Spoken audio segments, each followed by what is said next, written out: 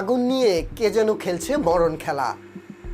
ভাবখানা এমন, হয় মরবো না হয় মারবো। কেউ বলছেন নিছক দুর্ঘটনা, কিন্তু মাঝখানে মানুষ হয়ে পড়েছে আতঙ্কিত। কোথায় কে কখন লাগায় আগুন, সেই আতঙ্কে আছেন নগর থেকে গ্রাম, পাড়া মহল্লার মানুষ। আসসালামু আলাইকুম, আমন্ত্রণ চ্যানেল টিটির নিয়মিত আয়োজন গোড়ায় গলদে। সঙ্গে আছি আমি কাজী লুৎফুল কবির। আগুন আতঙ্ক মানুষের জীবন জীবিকাকে করে তুলেছে দুর্বিষহ।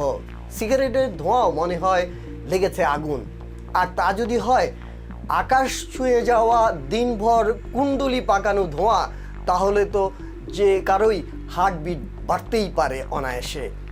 ঠিক তেমনি বুধবার 22 অক্টোবর দুপুর থেকে হাজারীবাগ ধানমন্ডির ওই অংশে হঠাৎ ধোঁয়ার কুণ্ডলিতে ছেয়ে যায় রাজধানীর আকাশ। চারদিকে ছড়িয়ে পড়ে আতঙ্ক। জনে জনে খোঁজ নিয়েও জানা যায় না কোথায় লেগেছে আগুন।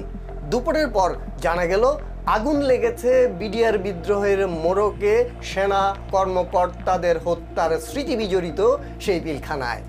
যোগাযোগের চেষ্টা করেও জানা যায়নি আসলেই কি লেগেছে আগুন, নাকি সেটাও লাগানো হয়েছে, নাকি অন্য কিছু। পরে জানা গেল পিলখানায় ময়লার স্তূপ পুড়িয়ে ফেলতে লাগানো হয়েছে আগুন। সেই আগুনের ধোঁয়ার কুণ্ডলিতে ছেয়ে যায় ঢাকার আকাশ। মুহূর্তে ছড়িয়ে পড়ে আতঙ্ক। প্রশ্ন হলো, দেশ জুড়ে যখন আগুন আতঙ্ক, সে সময় কেন ময়লা পুড়তে লাগাতে হবে আগুন? শেষ করছি যাবার আগে সবার জন্য ফের সতর্ক বার্তা। নাক কান চোখ রাখুন সতর্ক, নিছক দুর্ঘটনায় যেন লেগে না যায় বড় আগুন।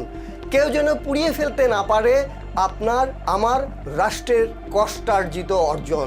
আল্লাহ হাফেজ।